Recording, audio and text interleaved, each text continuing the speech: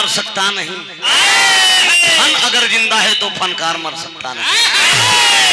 ये पूज्य और हमारे गुरु जी की लाइन है। सीटी ने दे मुन्ना कहा गली गली, अरे गली गली नचिया देखावा ले करे नहीं ताल कई नचिया।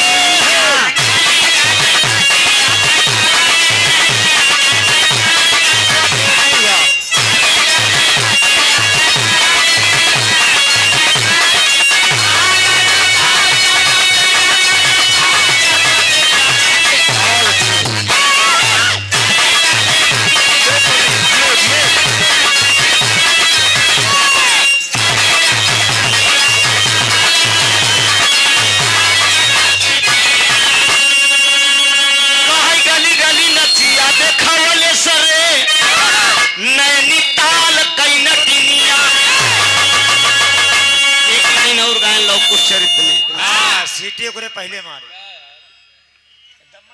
थोड़ा मास के रखा सामने मरबा तो सीटी तो मरबा ही गिरी। हेलो नदी का है मुन्ना इससे सीटी सीटी लेत भाई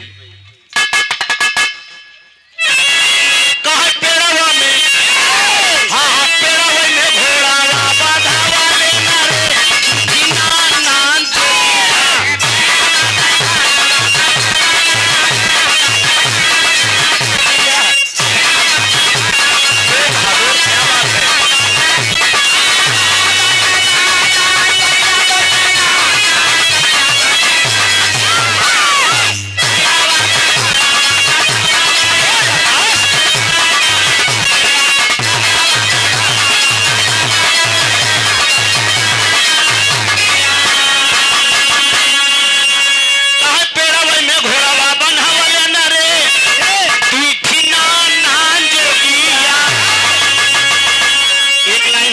सबा टलिया में टलिया सखावाली रे नदी भौजैया।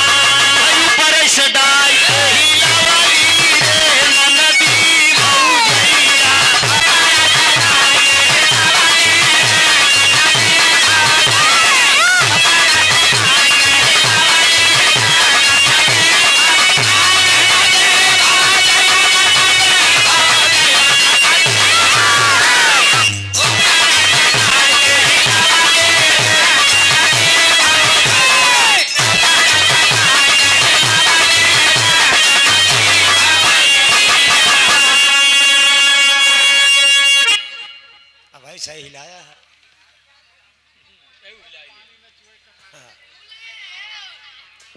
ननद भौजाई हिलौती नहीं तू आई गया हिलावे हां शामिल हो गए ऊपर से डाई के हिलाई दी ननदी भौजैया भाई माल सफेद गिरावाली ननदी भौजैया।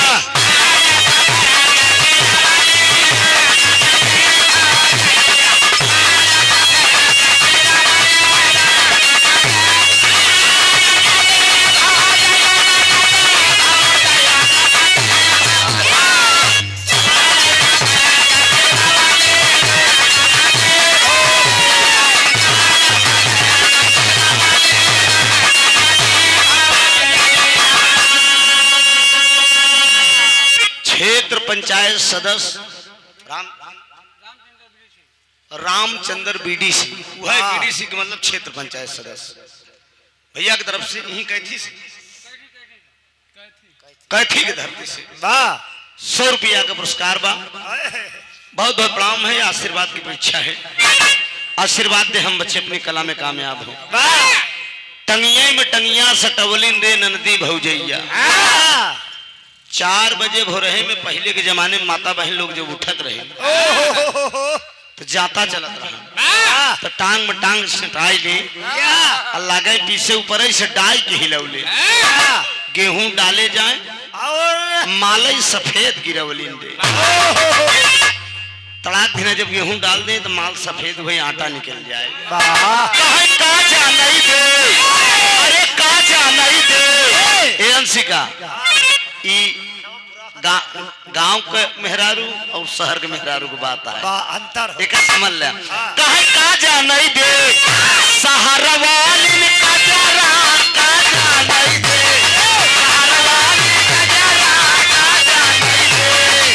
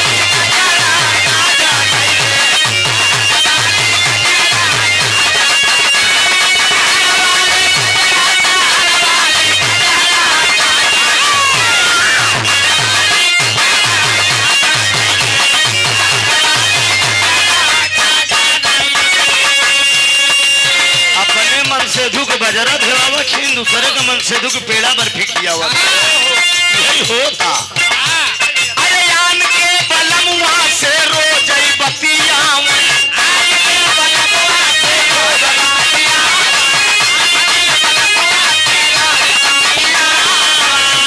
अरे आन के बलमुआ से रोज बतिया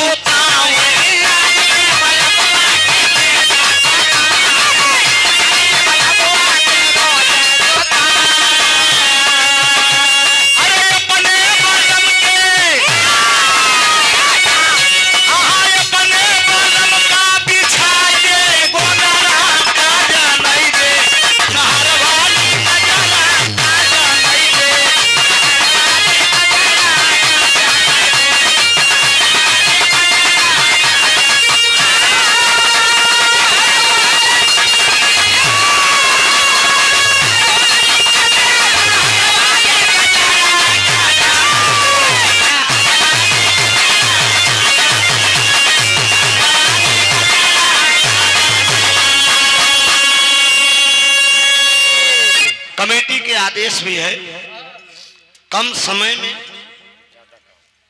ज्यादा काम या विरह की प्रस्तुति हो जैसा कि उधर से आपने रामायण का प्रसंग सुना भगवान का कलयुग में अवतार होगा कलंकित पैदा होंगे कुंवारी लड़की के पेट से अंशिका द्वारा भी प्रमाण मिला आप लोगों को लेकिन मेरे इस विरह में भी प्रमाण मिलेगा कि भगवान का अवतार कलयुग में कहां पे होगा और किस लड़की के पेट से होगा। अरे वाह एक छोटा सा प्रसंग मिलेगा ध्यान देंगे आप। आइए मार साहब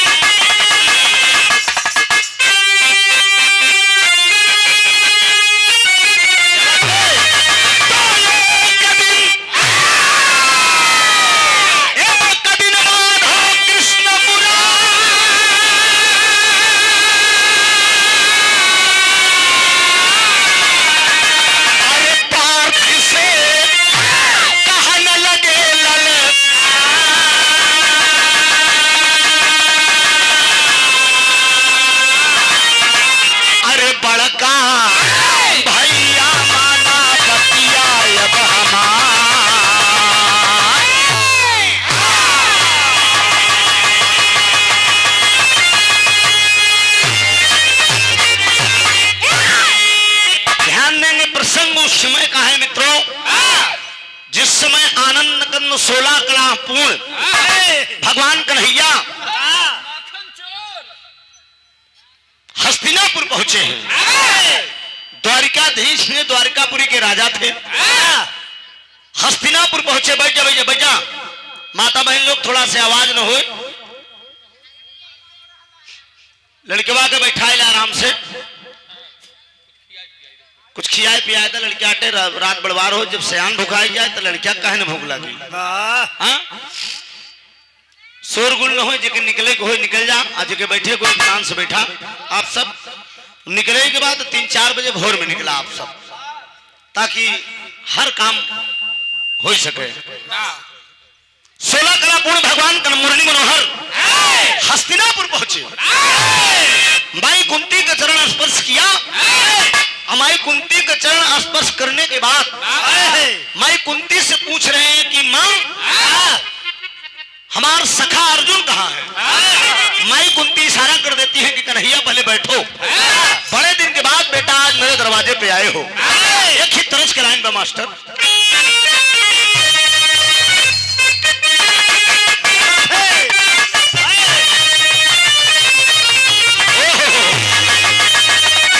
जनाब हमारे गुरुजी हैदर अली जुगनू साहब इसको गाया करते थे।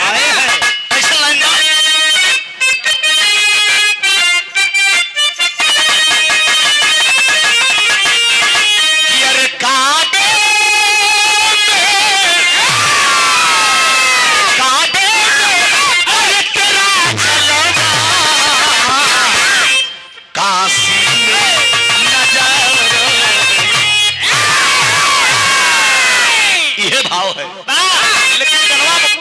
आप सब अरे हरि गीत हरि गीत अरे बनेगा चढ़ने से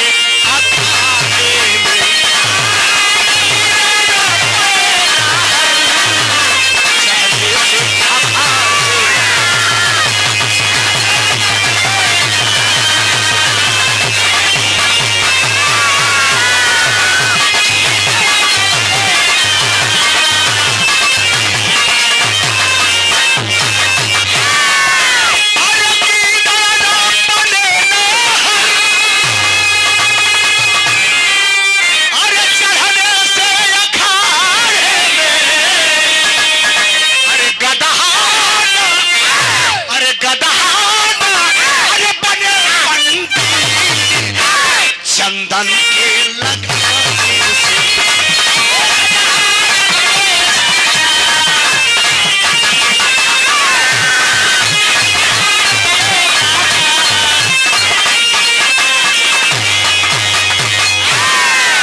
गीदड़ न बने नाहर चढ़ने से अखाड़े में, गदहा न बने पंडित चंदन का लगाने से।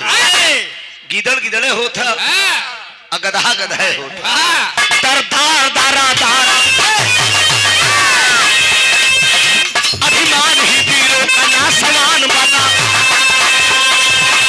अभिमान ही वीरों का ना समान बना। अभिमान से जो मुक्त है बलवान कहा। अभिमान ही वीरों का ना समान बना। अभिमान से जो मुक्त है बलवान कहा। कन्हैया पधारे सूरत या पुत्र के याद। कन्हैया पधारे सूरत या पुत्र के याद। करके सत प्रणाम चारों जीवन में।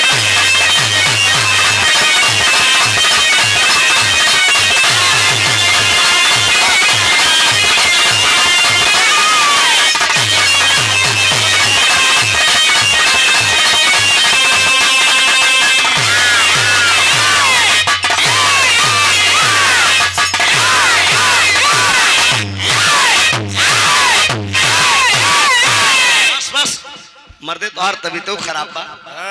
आराम से काम करा, ऐसा न हो कि फिर तुम्हें दिक्कत हो जाए। बाबूजी अभिमान ही वीरों का नाशवान बनाता। अभिमान से जो मुक्त है बलवान कहता।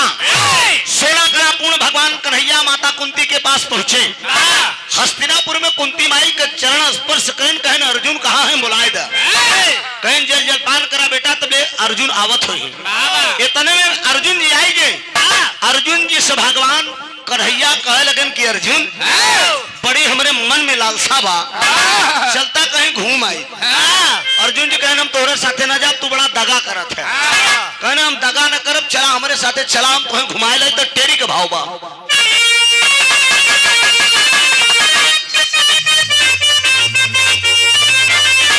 अरे मेरे राम, अरे घुमाई का दिया बनवा चले, अरे बतार सबन मारी रखिए के तीनों जगवा, घुमाई का दिया बनवा चले।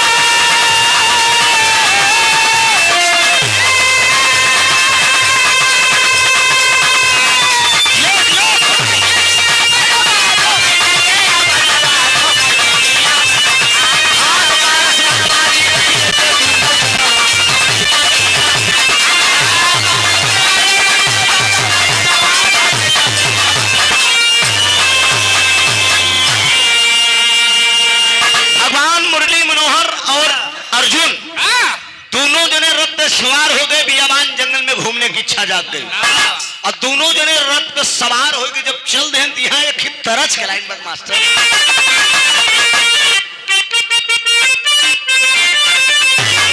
यह तरज के लाइन बद की गुड़िया कभी का त्योहार, गुड़िया कभी का त्योहार,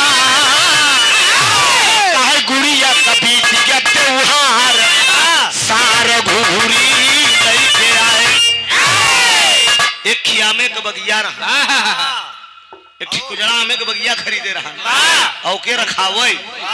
लेकिन जब वो झाबा में भर के बाजारे लेके चला जाए तो वही गांव में खिभाई साहब बड़ी लबड़ चटनी, तो पहुंचे भाई जब कुजड़वा बाजारे चला जाए तो पहुंचे लपक के आम तोड़ ले। कुजड़ा आए के देखने का है साला रोज आम कम भरा था, आए आज बाजारे न जा, आज वो डाली पे चढ़ के बैठ गया। जेठ का तपत दोपहरिया बस वो पहुंची, मौके के तलाश देख के और तुरंत बस लपक के आम तोड़ ले। और जब आम लपक के तोड़ ले तो गुजरा डाली पर से कूद के कलाई पकड़ ले, कहा तेरी भी टिहनी की है इसी ये आमे के बगिया तो हर बाप ससुर लगाए रहे, जमन लपक के आम तोड़ दऊ। लड़कीवा कहा छोड़ देना है, अगर क्यों देख ले तो हमार बड़ी बदनामी हो। लड़कीवा छैला ये कहा सुनो,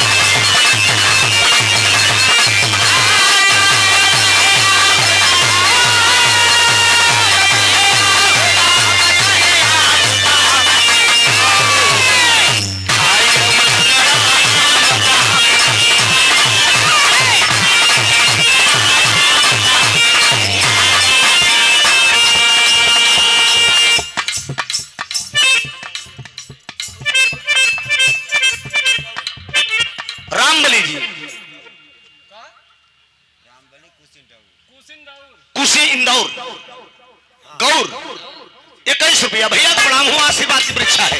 लेकिन भगवान मुरलीधर और अर्जुन करते क्या है, दोनों जने हो के सवार सिधार दिया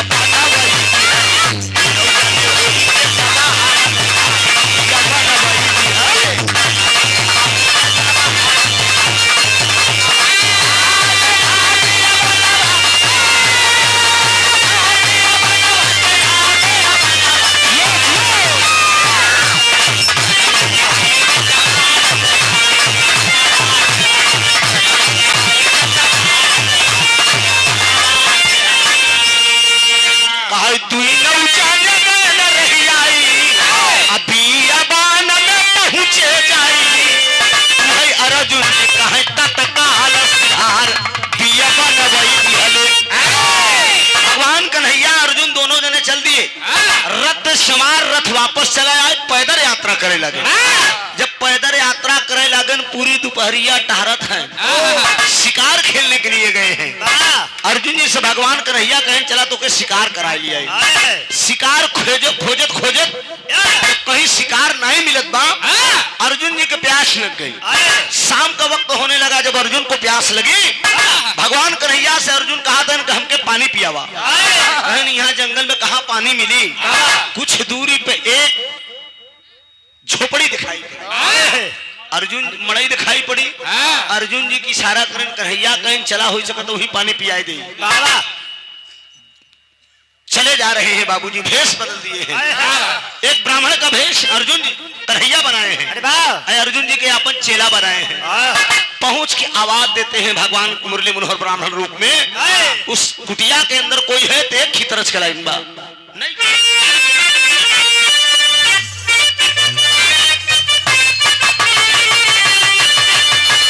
अरे नई झूलनी के छैया, अरे नई झूलनी के छैया बलम दोपहरिया बिताया हो। एक यूट्यूब पर हम गीत गाए रहे कैसे प्रीतिपाल के साथ। जब मोदी जी उज्ज्वला बांटे रहे तब प्रीतिमान मेहरारू रहे हम उनकर मन से धू तो बड़ी चौधराए के हमसे कहे चूल्हा पे बने ना भोजनवा, अरे चूल्हा पे बने ना भोजनवा, कलम तनी माना कहनावा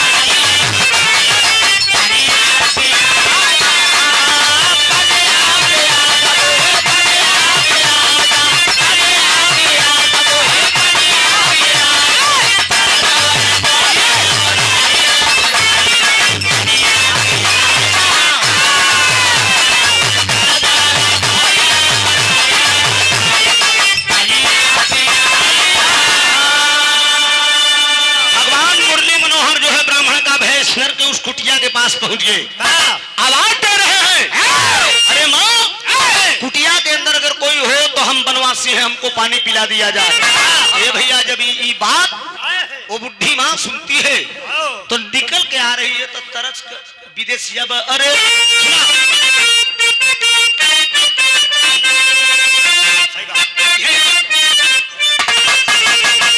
अरे तोहरे भरोसे मैया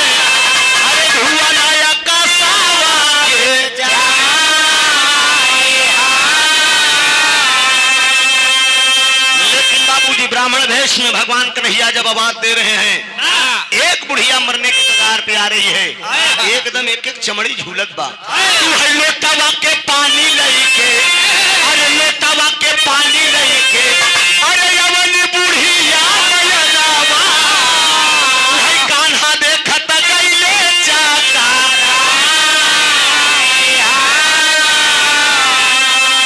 तू है तीन बाण कखरी में, अरे दामे बुढ़िया मयलावा, अरे कान्हा बाबू पूछै माना,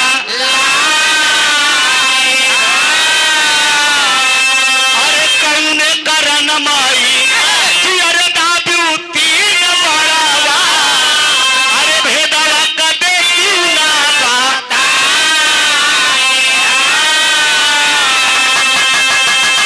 पीतल कलोटा में बाबूजी जब लेकर बुढ़िया पानी आ रही है, भगवान कन्हैया अर्जुन जी को जब पानी पिलाने का प्रयास कर रही है, भगवान कन्हैया बोल दिए कि रुक जाओ, कारण पूछ बैठे माँ, ऐसी कौन सा कारण है कि जो 3 बार तुम कखरी में दबाए हो, मरने के कगार पे आ चुकी हो। तो बुढ़िया जब ये बात सुनो तो कलर बेटा ये बात न पूछा तो बड़ा अच्छा बात है। कहा नहीं माई, कारण आपको बताना पड़ेगा कि आप 3 बार कखरी में क्यों दाबी हो। तो वही बुढ़िया का हाथ बके अगर पूछे ही चाह तो सुना हम बतावत है प्रयागराज के खाटी भाव में।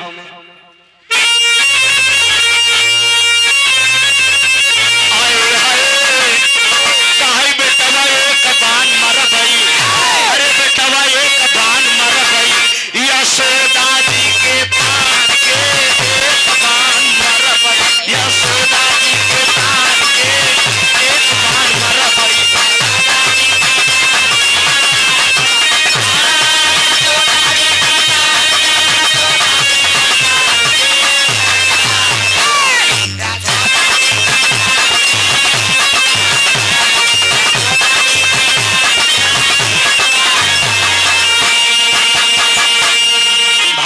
कन्हैया सवाल कर गए थे, कहा माँ आप कह रही हैं कि एक बान मरबई यशोदा जी के तान के, कहे काहे बदे तू यशोदा का मरबू। वो बुढ़िया का नहीं पता कि भगवान कन्हैया ही मेरे दरवाजे पे आए हैं।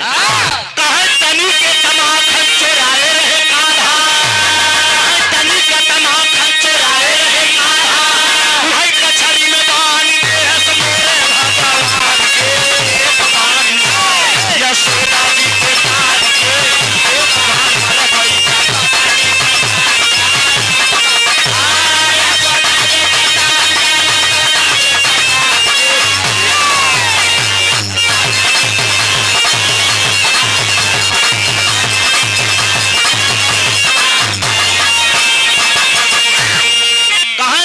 माखन खाली हमरे भगवान चुराए रहे। बतावा यशोदा के तनी हिम्मत की कछरी में बांध के डंडा डंडा हमरे भगवान का मारत रहे।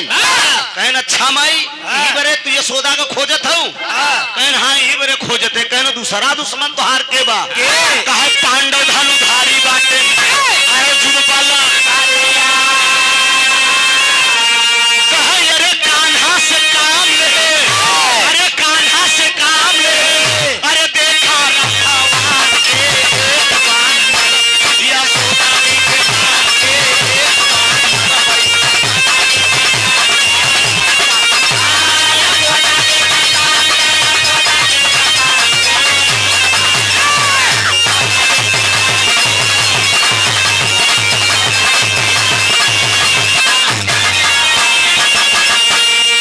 बुढ़िया बोल दिया। कहा कहाँ का बहादुर रहन हमरे भगवान से रथ हकवावत रहन आय अपना संसन संसन बाण चलावत रहन। अर्जुन जी का हालत खराब कि कहूँ अगर ये बुढ़िया जान गई कि हम ही ना अर्जुन है अब हम तुरंत ही काम तमाम कह दे। कहा माई तीसर दुश्मन तो हार के बा। कहा पांडव दुलारी बाटिन अरे द्रौपदी गुजरिया। कहा अरे पांडव दुलारी बाटिन अब द्रौपदी गुजरिया। कहा अरे रजस्वला में सुमिरे, अरे रजस्वला में सुमिरे ए भैया मोरे भगवान के एक बाण मर गई। बतावा जिस समय दुशासन द्रौपदी की साड़ी खींच रहा था भगवान कन्हैया को द्रौपदी पुकार किया। कि हे दुनिया का मालिक मुरली मनोहर, अबलाओं की लाज आपने बचाया है। एक अबला पुकार कर रही है, दीनानाथ हमारी भी लाज बचाइए। उस समय बाबूजी भगवान मुरली मनोहर को चीर बढ़ाना पड़ा। साड़ी बीच नारी है कि नारी बीच साड़ी है। बुढ़िया कहा कि रजस्वला में सुमरे वो नरक में रही, लेकिन हमारे भगवान के याद के लिए हमारे भगवान के आवे के पड़ा। कर लाज बचावे बतावा हमारे भगवान के तनी हिम्मत होकर कि हमारे भगवान को नरक में बुलाए है। पाए जाब तो करे हम छाती पे बाण घास दे। भगवान कन्हैया बोल दिए माँ भक्त को जब कष्ट पड़ेगी चाहे नरक में हो चाहे जैसे हो भगवान को आना पड़ेगा। कहा नहीं बेटवा हम बर्दाश्त कतई न करब। पाई जाब हम तो तीनों जने के छाती पे बाण घास दे। वही बाबूजी भगवान मुरली मनोहर कहने लगे, कहें माँ क्या चाहती हो मुझसे, कोई इच्छा है तुम्हारी? कहे बेटवा हमारी इच्छा तो पूरी कर बया, हमारा जो इच्छा बा तो पूरी कर बया। कहन हाँ माँ बताबा तो हर का इच्छा बा? कहन हम यही चाही थी कि अपने भगवान का बचपन वाला रूप देखे चाहिए थी, द्रौपदी का चीर बढ़ावत देखे चाहिए थी, अर्जुन जी संसन संसन बाण चलावत रहे, सारथी बन के हमारे भगवान बैठे थे, वही मैं देखना चाहती हूँ। वही भगवान बोल दिए कि भगवान कन्हैया त्रिवाचा बनाकर आंख मुनवा दिए बाबूजी। अच्छा बुढ़िया आंख मुन दिया तो भगवान करते क्या है आला का भाव दिया गया।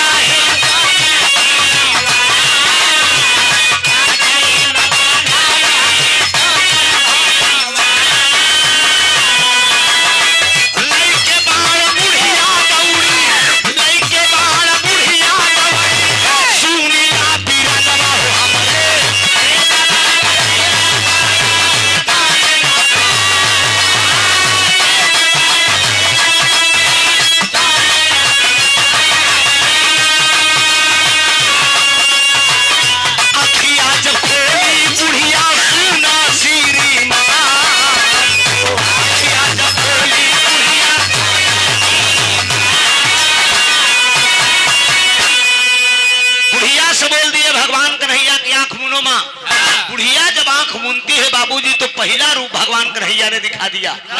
यशोदा मैया कचहरी में बांध के डंडी डंडी मारत रही। इतने में जैसे बुढ़िया दौड़ी बाबूजी भगवान कन्हैया बोले कि आंख खोलो माँ। जब बुढ़िया आंख खोली तो बुढ़िया से भगवान कन्हैया करते क्या है, एक चालाकी कर दिए। भगवान कन्हैया बुढ़िया से एक बाण मांग लिए बाबू। जब एक बाण बुढ़िया दे दिए तो बचा 2 बाण। अरे कुरुक्षेत्र में सुनिला, कुरुक्षेत्र में सुनिला, राघवान बन के ये भाई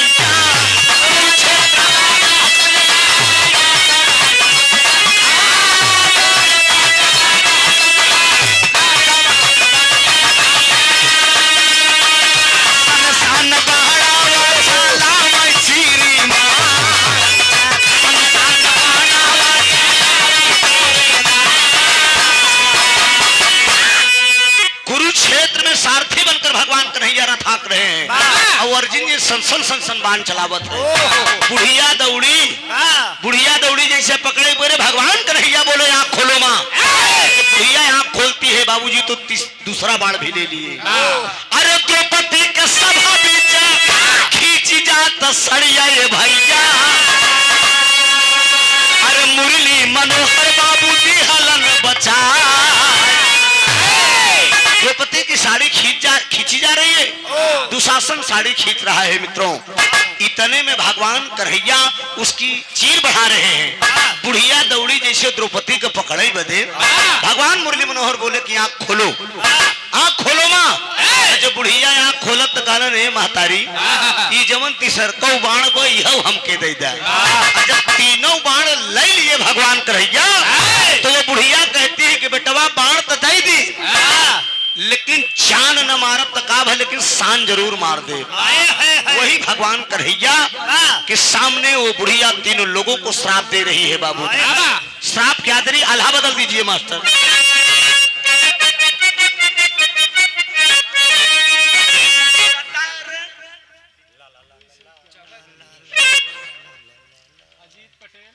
आदरणीय अजीत पटेल जी,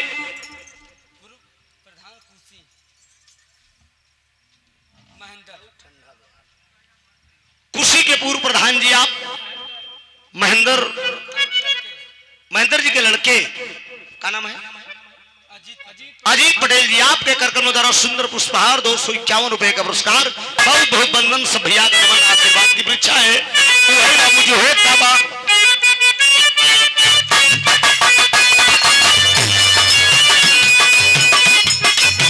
पहला शराब है यशोदा का दिहाली, पहला शराब है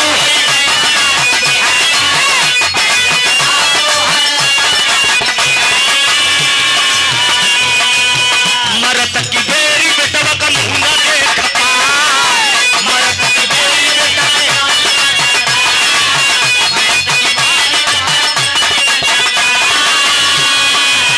दूसरा शराब उहई द्रौपदी का दिहाली, दूसरा शराब उहई द्रौपदी के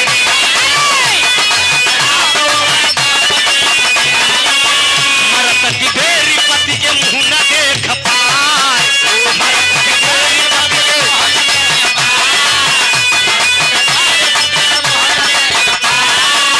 तीसरा शराब उहई अर्जुन के दिहाली, तीसरा शराब उहई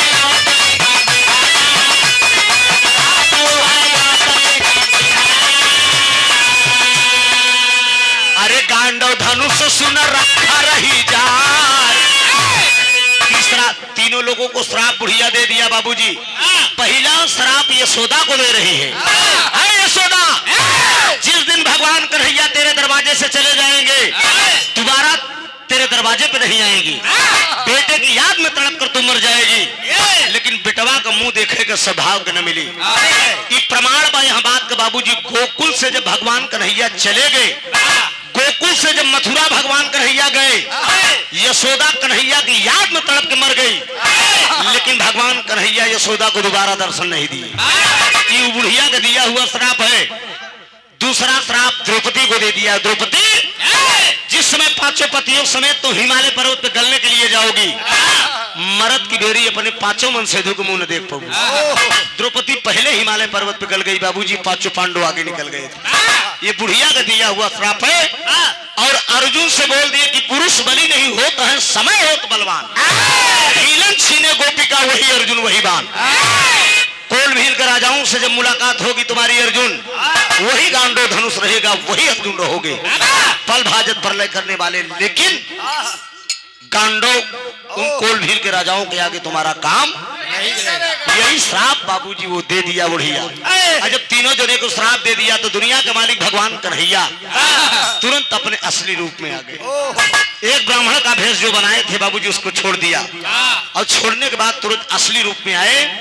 और जब असली रूप में आते हैं वो बुढ़िया जब देखती है बाबूजी, भगवान मुरली मनोहर का जब रूप देखती है तो पैर पे गिर गई। कहा बारे दुनिया का मालिक प्रभु आपने मुझे दर्शन दिया। कहा मैं आपके दरवाजे पे आया और आपको दर्शन दिया। कहा बोलो क्या इच्छा है, क्या मांगना चाहती हूँ मुझसे, मांग लो, तेरे दरवाजे पे मैं खड़ा हूँ।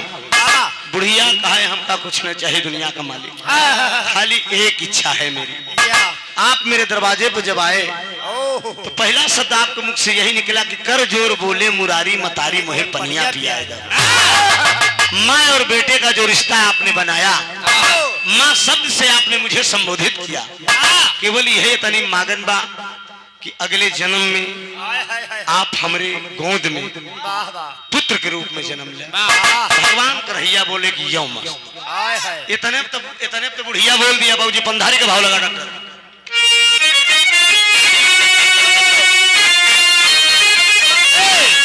कहो ये अब नागिनी, ए भैया अब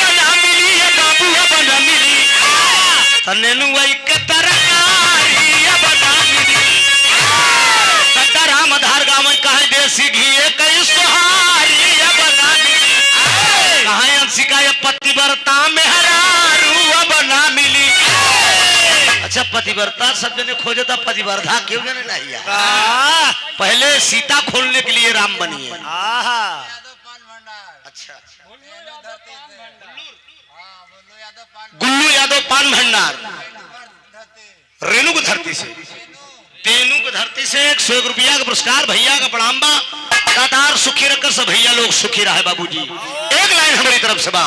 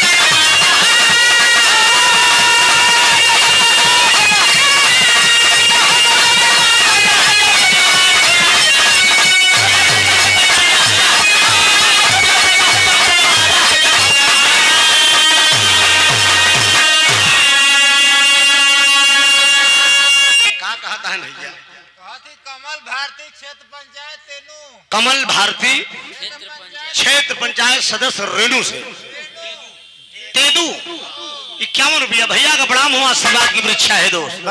भगवान मुरली मनोहर भैया ऐसे हाथ जोड़ते से बड़ा हथियार नहीं बा मेरे पास। बहुत अच्छा जी, आप बहादुर एकदम सही। आप बाबूजी सही रहना चाहिए। देखा आप ध्यान दिया,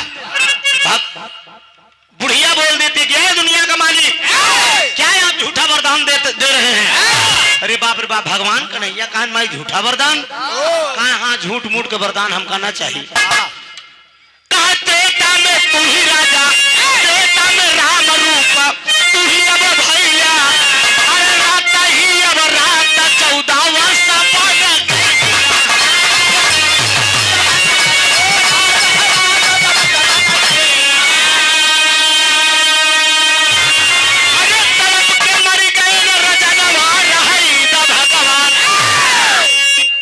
राम रूप में पैदा भया राजा दशरथ के घरे।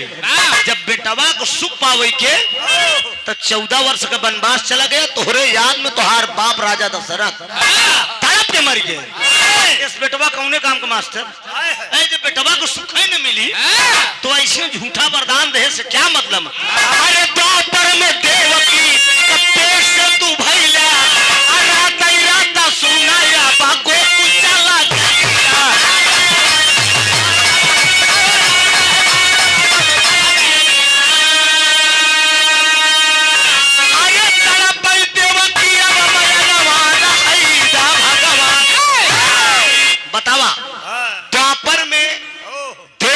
से आप जेल कारागार में पैदा हुए, लेकिन रात ही रात यशोदा खिया चला गया। जे पैदा करे वो बेटवा को सुख नहीं पाए, जे पैदा नहीं करे वो बेटवा को सुख पाए। ऐसा वरदान देने से क्या मतलब है। भगवान मुरली मनोहर वादा किए कि सुनो मां, सतयुग त्रेता द्वापर कलयुग लगेगा। मैं वादा किया हूं कलयुग में तो पैदा होंगे। कहां पैदा होंगे बताते हैं। गुजरात सिंघल दीप बताई, प्रांत गुजरात सिंघल दीप बताई, अब पूरा गाँव के भैया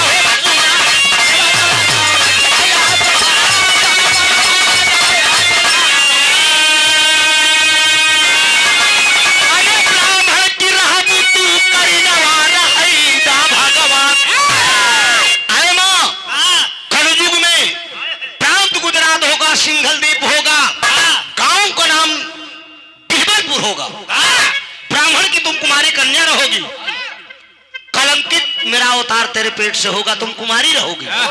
कलंकित मेरा अवतार होगा, तेरे पेट से मेरा जन्म होगा। नीले रंग की मेरे घोड़े की सवारी रहेगी। अब मनई कितना बड़ा हुई है, कितना मनई चकवड़ के पेड़ के नीचे चढ़े। आए है खुशबू राज गाना गायन की थोड़े दिन के बाद जमाना इतना आगे बढ़ जाए, लड़का अपन जान बचाई, लड़की पटक के चढ़ जाए, धरती पाप से भर जाएगी। हाँ ये भगवान कन्हैया उस बुढ़िया से कह रहे हैं, धरती पाप से भर जाएगी और सरेआम लड़कों का बलात्कार होगा। अबे तो लड़की को हो, लड़कन का बलात्कार है, रोड पे से दारू गांजा पी के खींच लेंगे। बाप बेटा बेटा अपने बाप को नहीं चिढ़ेगा, भाई भाई में मर्डर होगा, कत्ल होगा, एकदम धरती लहूलुहान हो जाएगी, एकदम पाप से भर जाएगी। तभी मेरा अवतार होगा माँ, पापियों का मैं संहार करूंगा। वाह बुढ़िया कहती कि इतना दिन हमका इंतजार करे की पड़ी। कहन हाँ माँ, ब्राह्मण की तुम कुमारी कन्या रहोगी, अवश्य होगा, भगवान का अवतार होगा बाबूजी। वाह वाह ब्राह्मण की कुमारी कन्या कि पेट से भगवान का अवतार होगा कलंकित रूप में, नीले रंग की घोड़े की सवारी रहेगी। मनई इतना बड़ा हुई कि चकवड़ के पेड़े के नीचे छही, तब वो अपने हाथे से 3.5 हाथ हुई। यही से गाना मेरा खत्म है। आप